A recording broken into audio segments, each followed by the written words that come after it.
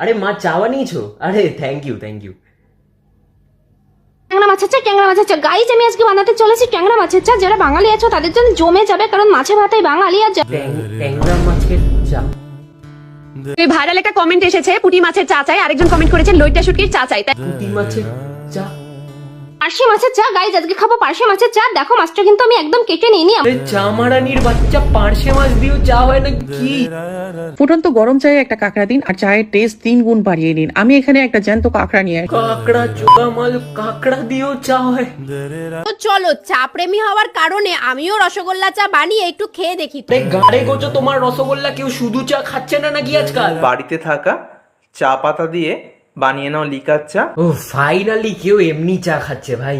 আর সেই লিকার চা দিয়ে খুব সহজেই বানিয়ে ফেলো দুর্দান্ত স্বাদের চিকেনেরই রেসিপি। নিয়ে যাও মা, মা চা নিয়ে যাও। আমি আর জীবনেও চা খাবো না মা। না না না না, জিজ্ঞেস করো